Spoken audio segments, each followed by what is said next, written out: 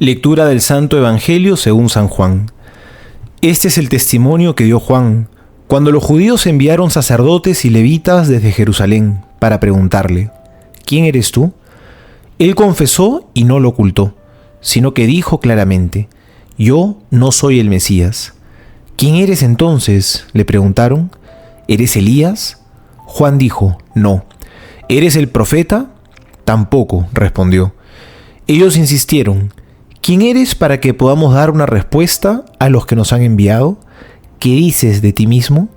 Y él les dijo: Yo soy una voz que grita en el desierto, allanen el camino del Señor, como dijo el profeta Isaías. Algunos de los enviados eran fariseos y volvieron a preguntarle: ¿Por qué bautizas entonces, si no eres el Mesías, ni Elías, ni el profeta? Juan respondió: Yo bautizo con agua, pero en medio de ustedes hay alguien al que ustedes no conocen. Él viene después de mí, y yo no soy digno de desatar la correa de su sandalia. Todo esto sucedió en Betania, al otro lado del Jordán, donde Juan bautizaba. Palabra del Señor, gloria a ti, Señor Jesús. Ya hemos terminado el tiempo de Adviento, pero hoy volvemos a encontrarnos con la figura de Juan el Bautista, y le hacen hoy una pregunta importantísima. ¿Quién eres tú? ¿Qué dices de ti mismo? Es la pregunta por la propia identidad.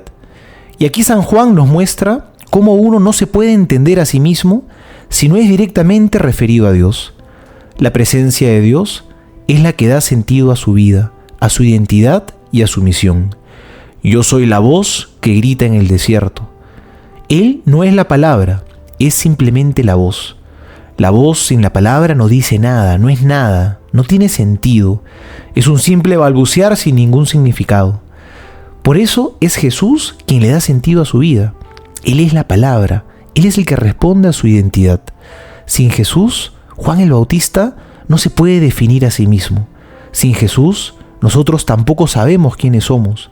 Sin el Señor, nuestra vida es una voz que no dice nada, no tiene sentido ni dirección. Somos voces muertas sin el Señor Jesús. Solo viviendo en comunión con el Señor, nos hacemos una voz viva, que no solo habla, sino que además grita, como dice el texto que hemos leído hoy. Esa voz que grita en el desierto de este mundo. Porque si estamos llenos de Dios, tenemos que gritar, tenemos que anunciar con valentía. Porque como les dice San Juan en el texto que hemos leído, porque en medio de ustedes hay uno que no conocéis. Ese que el mundo no conoce es Jesucristo, a quien tenemos que anunciar.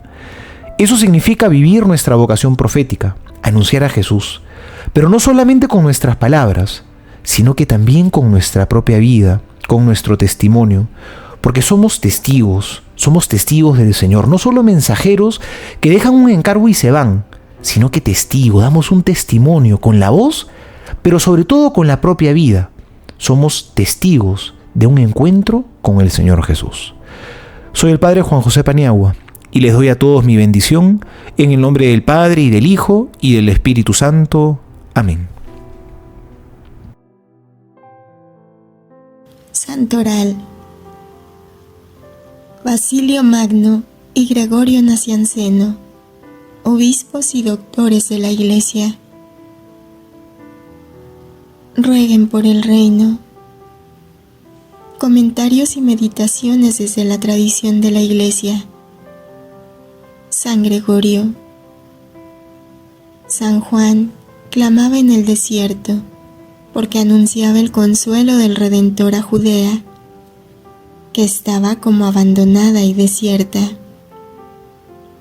El camino del Señor es enderezado hacia el corazón cuando se oye con humildad la palabra de la verdad. El camino del Señor es enderezado al corazón cuando se prepara la vida al cumplimiento de su ley. Pero cuando un santo cualquiera es preguntado con mal fin, no sale a su expresión de bondad. Por esto, San Juan responde a las palabras de envidia con las predicaciones de vida. Por esto prosigue, y Juan les respondió y dijo: Yo bautizo en agua. San Juan no bautizaba en espíritu, sino en agua, porque no podía perdonar los pecados. Lavaba con agua los cuerpos de los que se bautizaban, pero no purificaba sus almas por medio del perdón. ¿Y para qué bautiza si no perdona los pecados por medio del bautismo? Porque cumpliendo en todo el orden y oficio de precursor de aquel que venía, esto es, a cuyo nacimiento se había adelantado naciendo, debía adelantarse también al Señor, que había de bautizar, bautizando él. Y él, que se había hecho precursor de Jesucristo, por medio de la predicación, también había de ser precursor bautizando, para imitarle en el sacramento, puesto que con ello anunciaba que este era uno de los misterios de nuestra redención y que estaba en medio de los hombres aquel que aún no era conocido. Por esto sigue: mas en medio de vosotros está uno a quien vosotros no conocéis, porque como el Señor aparece en carne, es visible en cuanto al cuerpo, pero invisible en cuanto a la majestad. Al decir, ha sido hecho antes que yo, da a entender que había sido antepuesto a él. Viene después de mí, porque ha nacido después, y ha sido engendrado antes de mí, porque es superior a mí. Fue costumbre ante los antiguos que si alguno no quería casarse con alguna de las que le correspondían, debían soltarle el calzado a aquel que le fuese destinado en razón de verdadero parentesco. Y al parecer Jesucristo entre los hombres, ¿qué otra cosa es más que el esposo que se presenta a la Iglesia Santa? Por lo tanto, San Juan se considera como indigno de soltar la correa de su calzado, como diciendo terminantemente: no puedo descubrir los vestigios del Redentor, porque el hombre de esposo no me lo merezco, y por ello no lo usurpo, lo cual también puede entenderse de otro modo. ¿No sabemos todos que el calzado se hace con pieles de animales muertos? Pero habiendo venido el Señor por medio de la encarnación, aparece como calzado, porque tomó sobre su divinidad la sustancia mortecina de nuestra corrupción, y la correa de su calzado es la ligadura del misterio. San Juan, pues, no se atreve a soltar la correa de su calzado, porque no puede penetrar el misterio de su encarnación. Como si dijese claramente: ¿qué de particular tiene que sea mayor que yo, si considero que aun cuando ha nacido después que yo, no comprendo el misterio de su nacimiento? El que viene detrás de mí. Se trata de una embajada oficial enviada desde Jerusalén, centro religioso de la nación. El término «los judíos» es usado por Juan para designar a las autoridades religiosas del pueblo, particularmente los fariseos y los sumos sacerdotes. En el caso presente, son los sumos sacerdotes excitados e impulsados tal vez por los fariseos. La delegación está formada por sacerdotes y levitas, especialistas en materia de purificaciones. Los sacerdotes, encargados de vigilar la observancia estricta de las abluciones rituales, tienen el deber de investigar sobre el rito introducido por Juan, o al menos son los indicados para hacerlo. Las autoridades desean saber con qué personaje escatológico pretende Juan identificarse. En esa época, la expectación judía giraba en torno a varias figuras. Unos esperaban el Mesías, otros al Hijo del Hombre, otros al profeta. Yo soy la voz que grita en el desierto. Volumen 6, marzo 20, 1904. Hija mía, todas las cosas tienen origen en la fe. Quien es fuerte en la fe es fuerte en el sufrir. La fe hace encontrar a Dios en cada lugar, hace que se descubra en cada acción, lo toca en cada movimiento, y cada nueva ocasión que se presenta es una nueva revelación divina que recibe. Por eso sé fuerte en la fe, porque si estás fuerte en ella, en todos los estados y vicisitudes, la fe te suministrará la fuerza y te hará estar siempre unida con Dios. Volumen 17, mayo 30, 1925. Hija mía, no temas, soy yo, no te dejo. Y además, ¿cómo puedo dejarte? El vivir en mi voluntad vuelve al alma inseparable de mí. Mi vida es para ella más que alma al cuerpo. Y si como el cuerpo sin el alma se convierte en polvo, porque falta la vida que lo sostiene, así tú, sin mi vida en ti, quedarías vacía de todos los actos de mi voluntad en ti.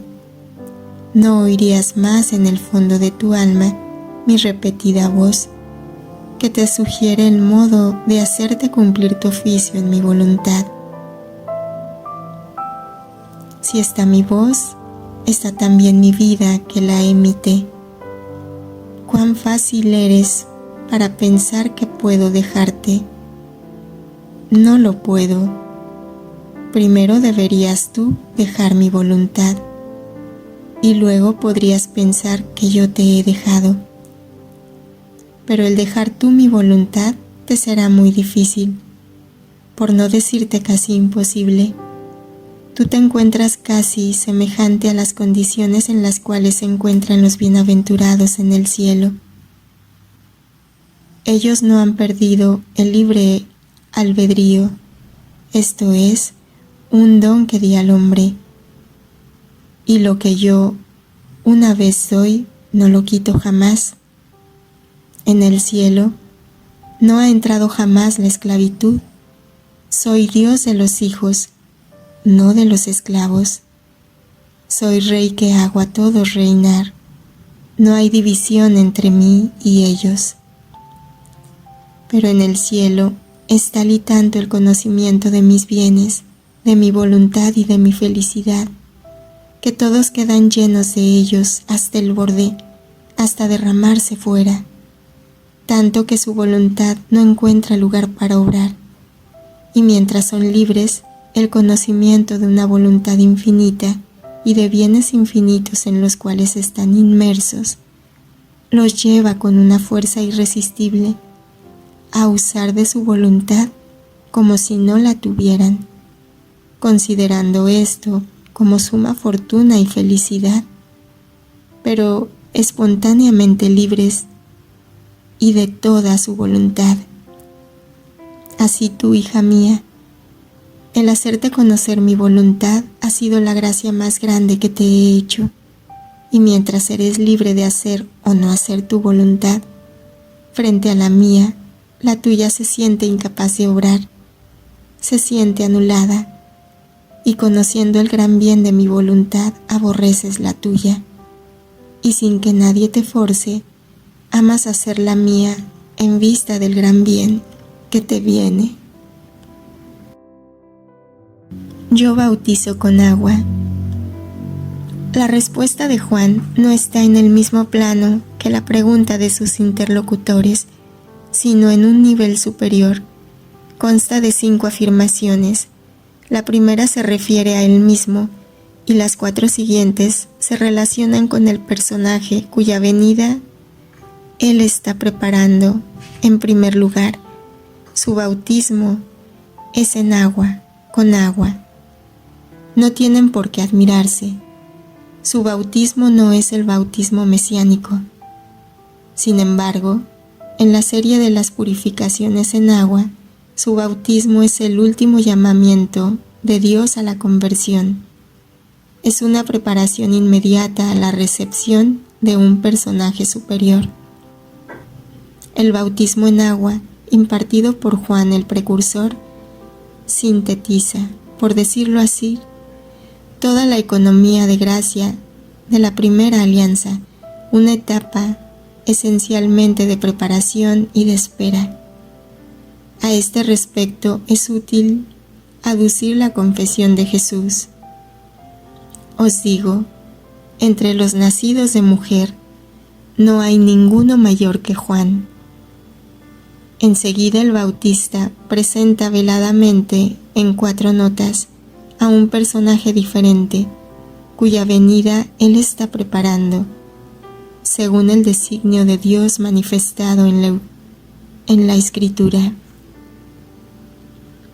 Volumen 9, marzo 23, 1910. Hija mía, te recomiendo que no salgas de dentro de mi voluntad, porque mi voluntad contiene tal potencia que es un nuevo bautismo para el alma. Es más que el mismo bautismo, porque en los sacramentos hay parte de mi gracia.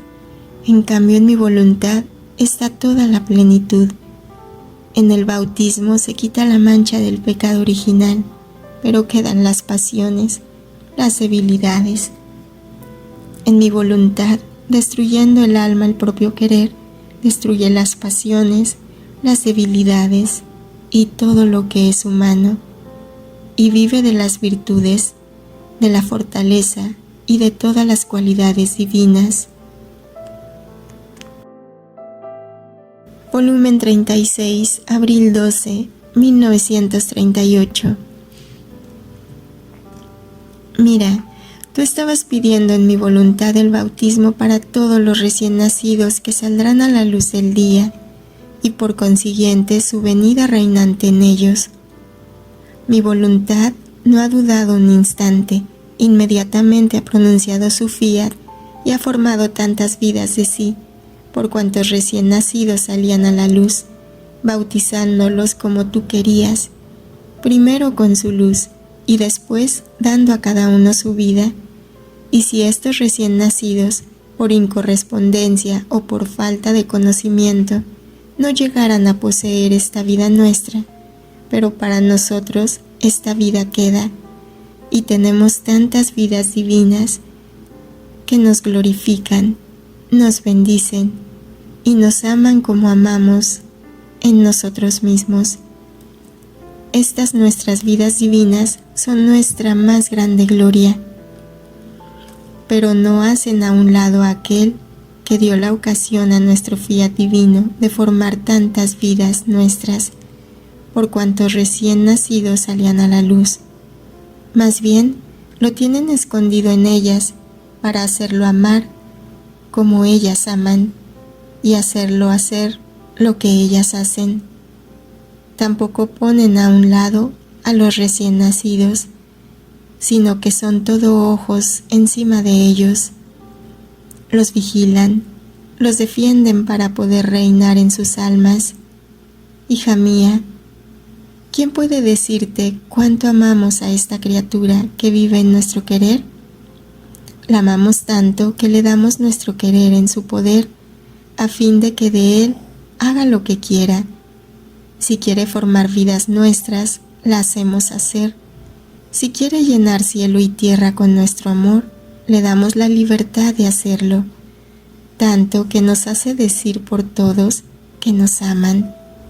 Aún en el pequeño pajarillo que trina, que gorjea y canta, oímos el te amo de quien vive en nuestro querer. Si en el ímpetu de su amor quiere amarnos de más, entra en nuestro acto creante y se deleita creándonos nuevos soles, cielos y estrellas que nos dicen sin cesar jamás: os amamos, y toma la parte narradora para narrar nuestra gloria. En nuestra voluntad, la vista es larga y ella es toda atención, toda ojos para ver qué cosa queremos y cómo puede amarnos de más. Gloria al Padre y al Hijo y al Espíritu Santo, como era en el principio, ahora y siempre, por los siglos de los siglos. Amén. Ven, divina voluntad, ven a reinar en nosotros.